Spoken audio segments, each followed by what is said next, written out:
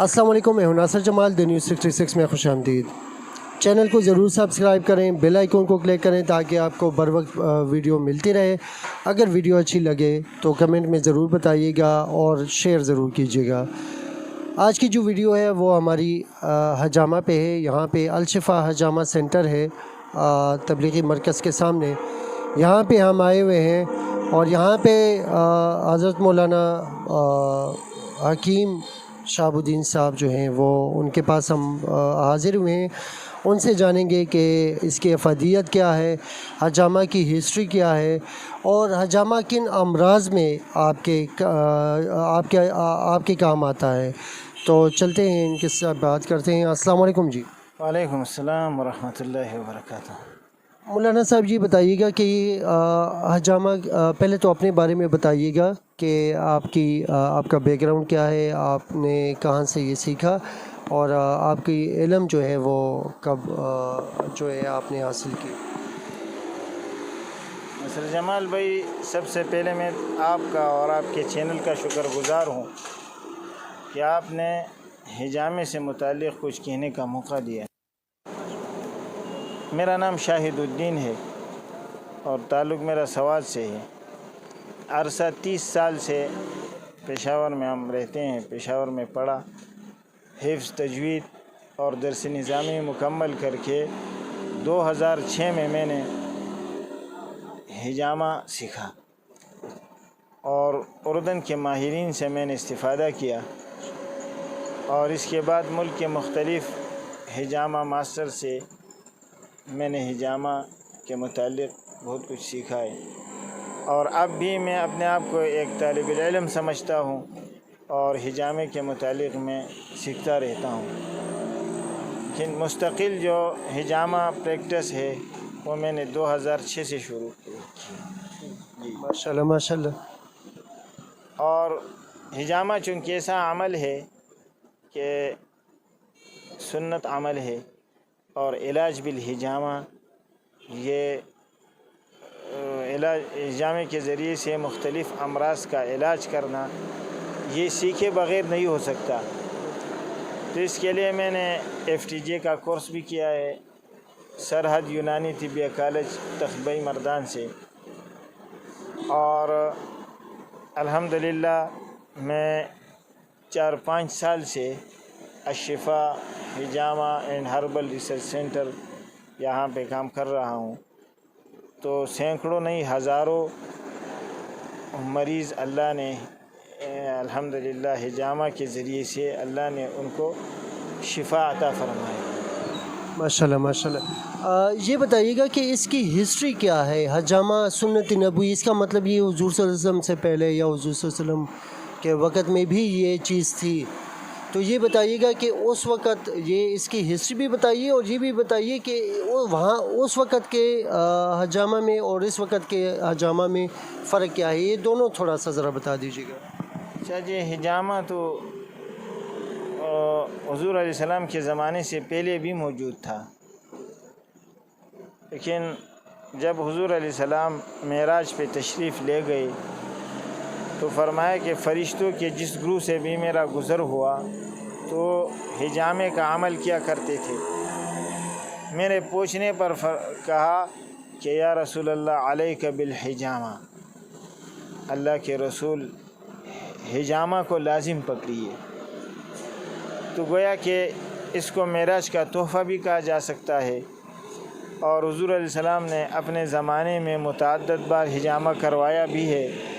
बल्कि जिब्रील आया करते थे हुज़ूर अलैहिस्सलाम से, ये फरमाते कि या रसूलल्लाह यहीं पे हिजामा क्या करे, यहीं पे क्या करे। जब आपको जहर दिया गया तो उसके बाद आपको जिब्रील ने पॉइंट्स बताए कि यहाँ पे पॉइंट लगाना, यहाँ पे हिजामा करवाना।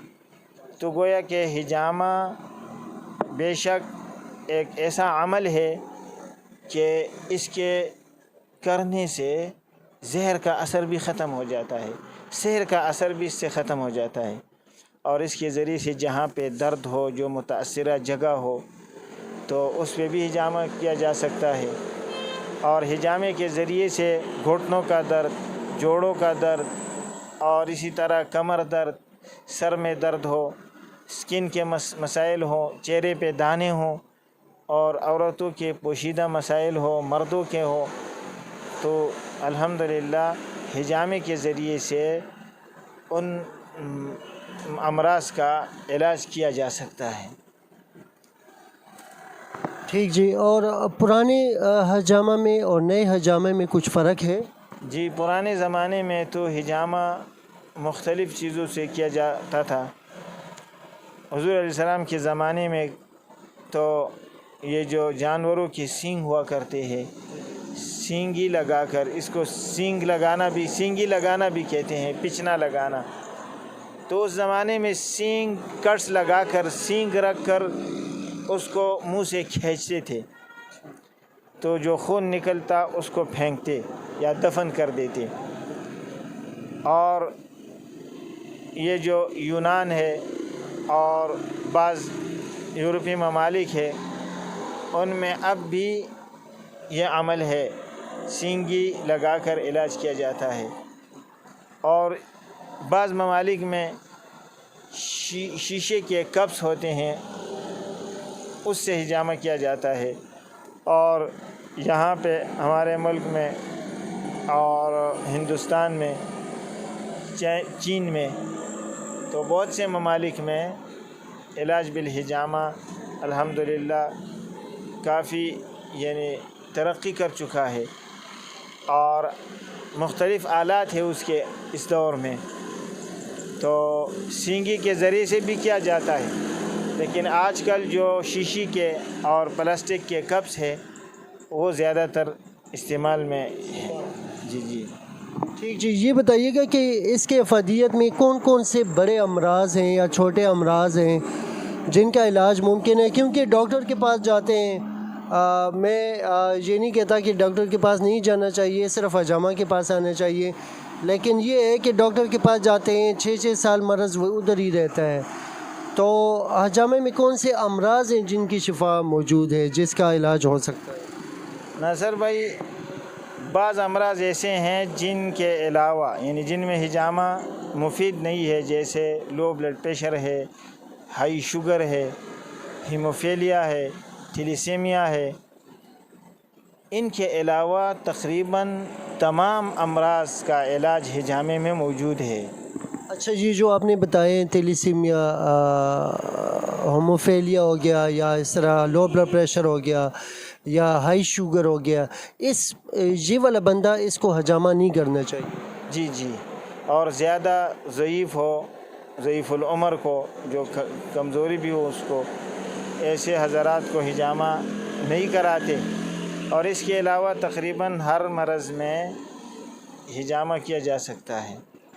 ٹھیک جی، ان امراض میں سے کچھ آپ بتا سکتے ہیں؟ جیسے کہ ہمارے ملک میں خواتین کے بہت زیادہ مسائل ہوتے ہیں، آپ کو پتہ ہے، موٹاپا اور یہ چیزیں، اور یہ جوڑوں کے درد اور کمر درد، سر درد، یہ اس قسم کے مرض جو ہیں، امراض جو ہیں، یہ بہت زیادہ پاکستان میں پائے جاتے ہیں۔ مردوں کے بھی اس طرح کے امراض پائے جاتے ہیں، تو کیا اس کا قبض ہو گیا، دائمی قبض ہو گیا، یہ ان کے علاج؟ ہمارے تجربے کے مطابق ہائی بلڈ پریشر اور کمر درد، گھٹنوں کا درد اور سکن کے اکثر مسائل حجامے سے فوری طور پہ حل ہو جاتے ہیں۔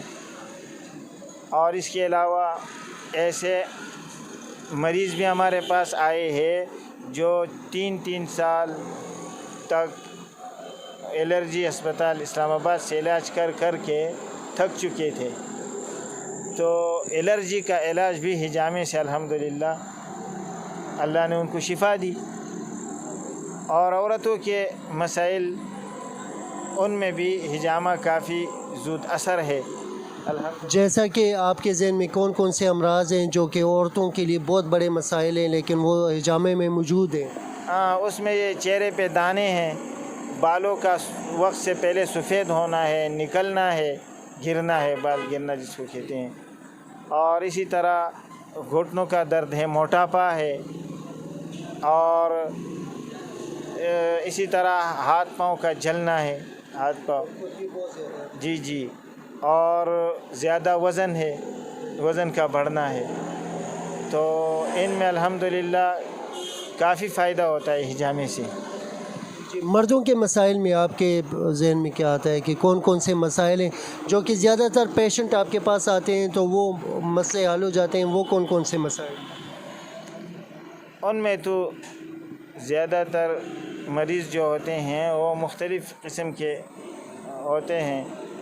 तो उनमें ये कमर दर्द वाले, जोड़ों के मसाइल, और ये जो हेपाटाइट्स है ABC वाले, और ये जो कोलेस्ट्रॉल है, तो इन मसाइल में फ़ौरी फ़ायदा होता है। ठीक जी।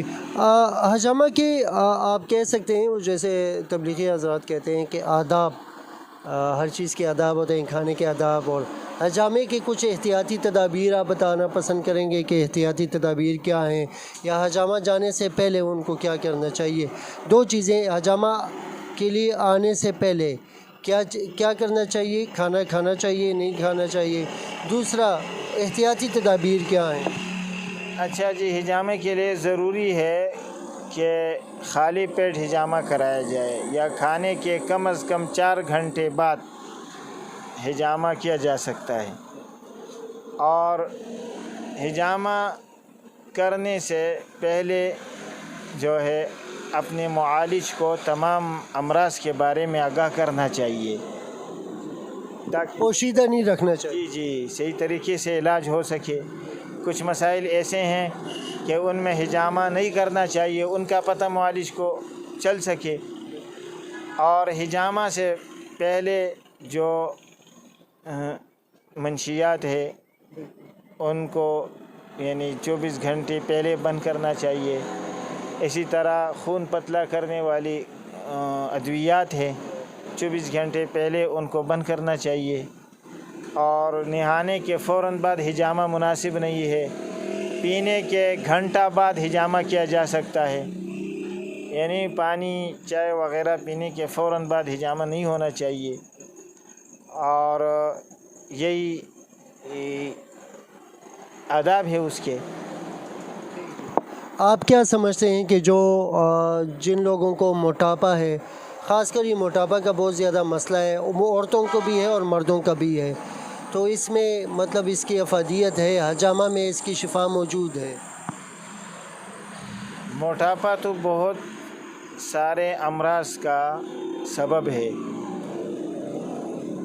तो मोटापे में पहले तो ज़रूरी ये है कि बंदा परहेज़ किया करे, और इसके बाद हिजामे में मोटापे का सबब जो है वो आसाबियत है, यानी जिस्म के अंदर चर्बी का बढ़ जाना है। तो चर्बी ज़्यादा हो तो उससे खून के गर्दश में, दौरान खून में कमी आ जाती है, तो जिस्म बढ़ता जाता है।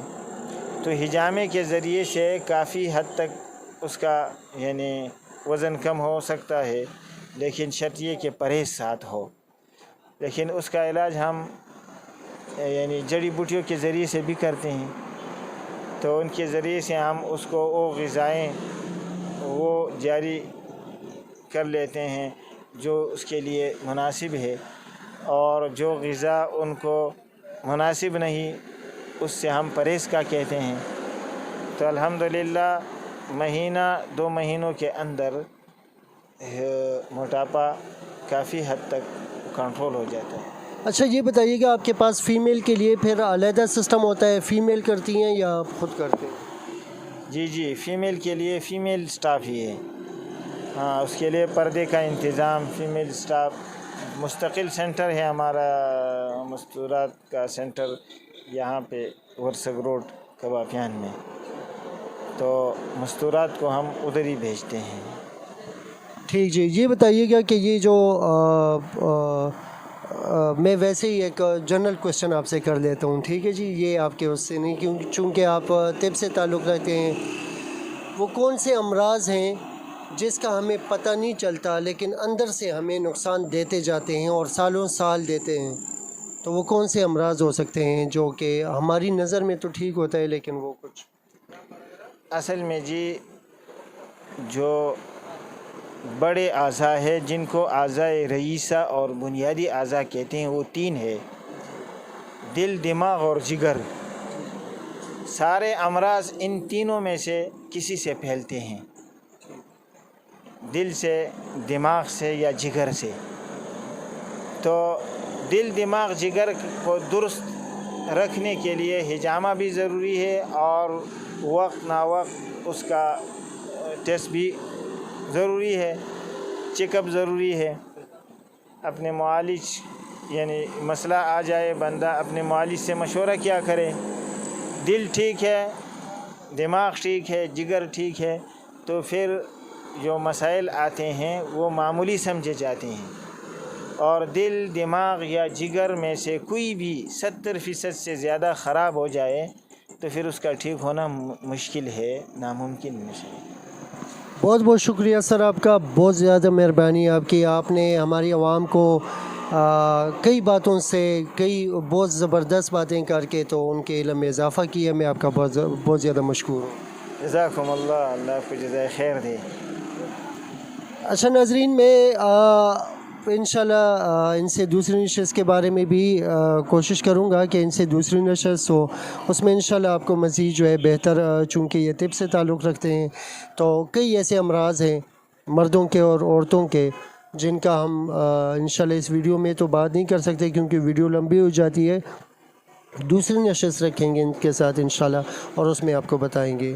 تو آپ کا بہت زیادہ شکریہ۔ اگر آپ کو ویڈیو اچھی لگتی ہے اور کون سے امراض ہیں جن کا آپ معلومات لینا چاہتے ہیں وہ کمنٹ میں بتائیے گا، چاہے میڈیکل اس میں ہو، ایلوپیتھک میں ہو، ہومیوپیتھک میں ہو یا حکمت میں ہو، تو انشاءاللہ وہ میں کوشش کروں گا آپ سے آپ کو وہ معلومات شیئر کروں۔ بہت بہت شکریہ، اپنا خیال بہت زیادہ رکھیے گا۔